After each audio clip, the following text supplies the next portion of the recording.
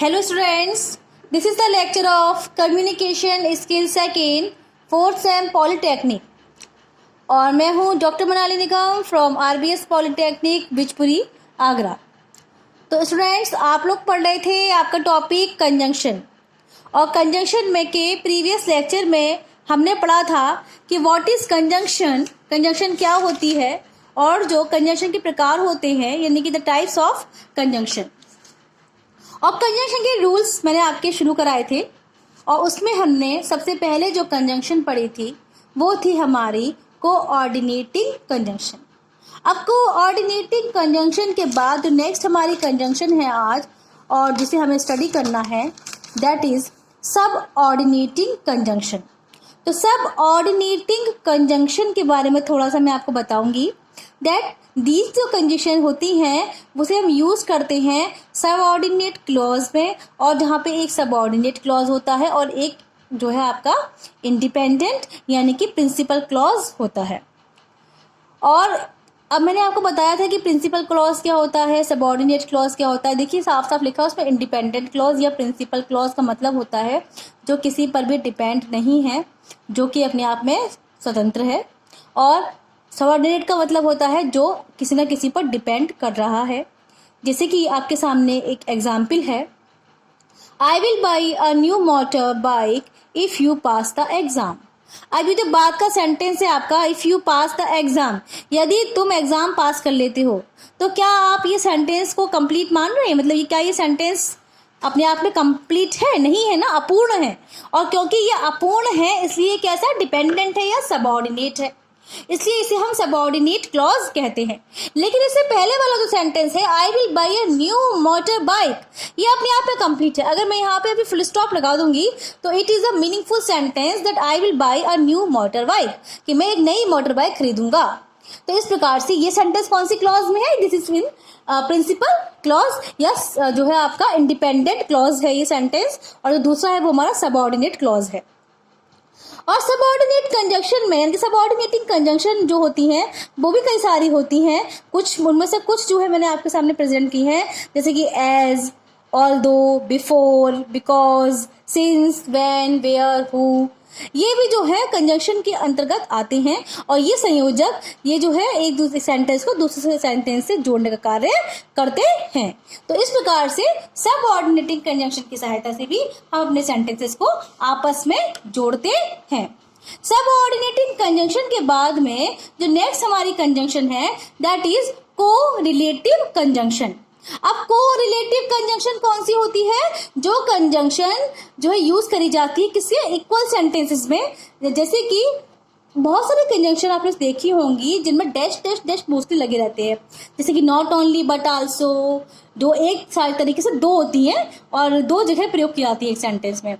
Either और, neither nor, है ना, या सो मैनी आर देयर, कई सारी कंजंक्शंस होती हैं जिसे हम कोरिलेटिव कंजंक्शन कहते हैं, एक दूसरे से रिलेट करने वाली कंजंक्शन कहते हैं।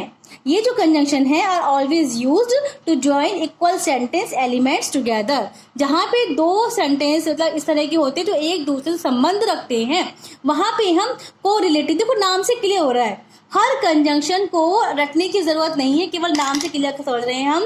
जैसे कोरिलेटिव एक दूसरे से संबंध रखने वाली कंजंक्शन हो गई, तो इसे हम कोरिलेटिव कंजंक्शन कहते हैं।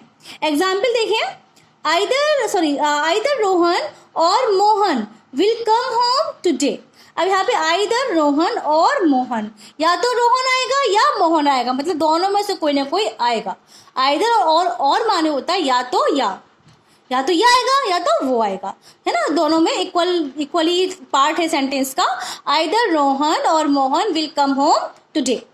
नेक्स्ट एग्जाम्पल देखिए, I like neither Ram nor Shyam, ना तो मुझे राम पसंद है और ना ही मुझे श्याम पसंद है।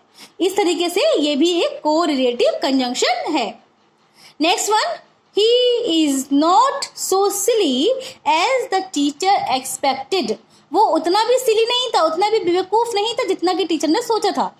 तो इस प्रकार से नॉट सो सिली, सो और एज, उतना नहीं जितना की। इस प्रकार से इन सारे कंजंक्शंस का प्रयोग करते हैं। एक और एग्जांपल है, he speaks not only English but also Hindi. वह खाली इंग्लिश ही नहीं बोलता बल्कि हिंदी भी बोलता है। नॉट ओनली बट ऑल्सो, ना केवल बल्कि भी। तो इस प्रकार से इन कंजंक्शन की सहायता से हम दो वाक्यों को जो कि अलग अलग होते हैं उनको मिला के एक करते हैं और दो सेंटेंसेस को एक सेंटेंस बनाते हैं इन कंजंक्शंस की सहायता से। तो बच्चों ये थी हमारी तीन प्रकार की कंजंक्शन। पहली थी हमारी कौन सी थी? पहले हमारी कोऑर्डिनेटिंग, दूसरी सबऑर्डिनेटिंग और तीसरी थी हमारी कोरिलेटिव कंजंक्शन।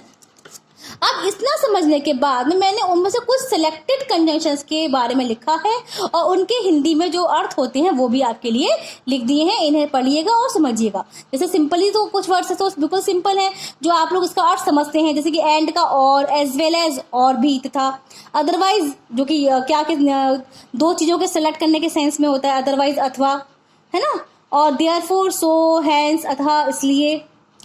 इस प्रकार से कई सारी कंजंक्शन मैंने लिखी है। एक है आपकी ईदर और, जो मैंने अभी आपको बताई, या तो या। नेक्स्ट है नाइदर नॉर, ना तो ना। बोथ एंड और भी। सो दैट इतना की। एज इतना जितना की। एज सून एज ज्यों ही त्यों ही। नॉट ओनली बट आल्सो केवल नहीं बल्कि भी। वाइल जब तक।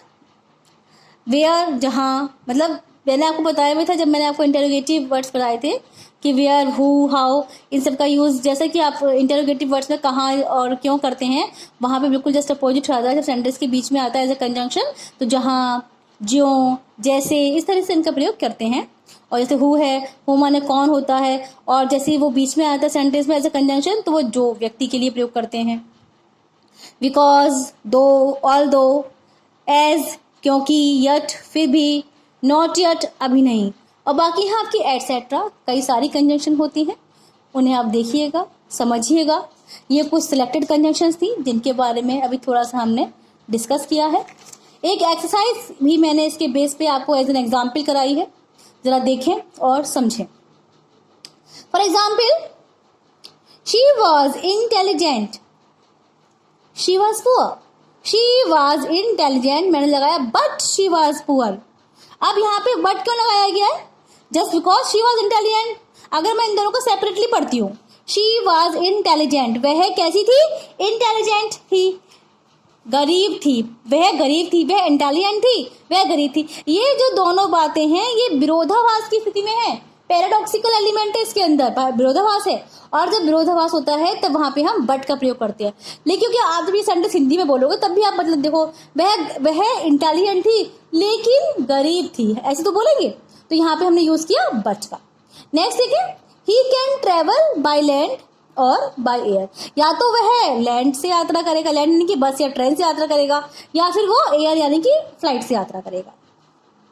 Next, the patient had died before the doctor came. Before भी एक प्रकार की कंजंक्शन है, और पेशेंट ये तो आपने टेंस में भी पढ़ा था कि जब हमारा हेड आता है स्टार्टिंग में, मतलब कि जब दो सेंटेंस आपस में जुड़े होते हैं, दो घटनाएं घटित होती हैं, तो पहला जो सेंटेंस होता है वो हमारा पास्ट परफेक्ट में होता है और दूसरा जो होता है वो हमारा पास्ट इंडेफिनिट में होता है, और उसके जो बीच में मीडिएटर हमारा लगा होता है बिफोर। डॉक्टर के आने से पहले पेशेंट मर चुका था, तो यहाँ पे हमने बिफोर का प्रयोग किया है। Next one, 5 years have passed since I have left the college। मुझे कॉलेज छोड़े हुए तो क्योंकि 5 बरस हो चुके हैं। Next, neither the father nor his son was arrested। अब अगर मान लीजिए यहाँ पर neither ऑलरेडी लिखा आ गया तो हम डेफिनेटली जानते हैं कि नेक्स्ट वाली में क्या आएगा, नॉर आएगा। अगर यहाँ आइदर होता तो और आता, नाइदर होता तो नॉर आता। इस प्रकार से neither his father nor his son was arrested। ना तो फादर को अरेस्ट किया ना ही बेटे को अरेस्ट किया गया। Both Meena and Reena are beautiful. Both Meena and Reena are beautiful. दोनों सुंदर है, यहाँ पे इक्वल बात चल रही है, दोनों ही सुंदर है, बोथ मीना भी सुंदर है और रीना भी सुंदर है। नेक्स्ट देखिए, Aldous she works hard yet she fails. एक बात और आप लोग विशेष ध्यान रखें बच्चों, ये जो कंजंक्शन है ऑल्दो और यट, ये दोनों कंबाइन होती हैं, आल्दो यट। आल्दो अगर कहीं पे आ रहा है और आपको बीच में ब्लैंक दे दिया गया है तो अर्थात आपको वहां पे यट का प्रयोग करना है, आल्दो के साथ में बट का नहीं। यट का प्रयोग करेंगे। हमेशा ध्यान रखिए, अगर आप यहाँ बट लगा दोगे तो सेंटेंस गलत हो जाएगा, लेकिन ऑल्दो यट का कॉम्बिनेशन होता है, उसे हम साथ में प्रयोग करते हैं। ऑल्दो शी वर्क्स हार्ड, यदि भी उसने कठिन परिश्रम किया फिर भी वह फेल हो जाती है, yet she fails. I want to know who has called my name, मैं जानना चाहता हूँ किसने मुझे पुकारा। नहीं आएगा यहाँ पे, हु का मतलब है जिसने मुझे पुकारा, है ना। I want to know who has called my name, किसने मुझे पुकारा है। अब यहाँ पे क्योंकि ये इंटेरोगेटिव नहीं बल्कि एक कंजंक्शन की तरह प्रयोग हो रहा है, पर्सन के लिए प्रयोग हो रहा है, तो जिसने मुझे पुकारा। Next, although it is costly yet we have bought it, ये तो भी आपने पढ़ा है। Next, hardly had we reach the college when the bell rang, हम लोग तभी कॉलेज पहुंचते तभी बेल बज, जैसे हम कॉलेज पहुंचे वैसे ही बेल बज गई, तो हार्डली के साथ में वैन का प्रयोग करते हैं, हार्डली वैन, ये कॉम्बिनेशन में है। नेक्स्ट है, she is not only laborious but also naughty, वो केवल लेबोरियस यानी कि मेहनती ही नहीं बल्कि नॉटी भी है, मतलब शरारती भी है। तो इस प्रकार से नॉट ओनली बट आल्सो का प्रयोग हमने सेंटेंस में किया है, नॉट ओनली ना केवल बल्कि भी। तो ये एक एक्सरसाइज के माध्यम से कुछ सेंटेंस आपको समझाए गए हैं कि कुछ इस तरह के सेंटेंस एग्जाम में आपको आएंगे जो आपको सॉर्ट आउट करने होंगे। ठीक है, अब एक और एक्सरसाइज मैं आपके सामने प्रेजेंट करूंगी ताकि ये जो कॉन्सेप्ट है थोड़ा और क्लियर आपके लिए हो जाए। Thank you.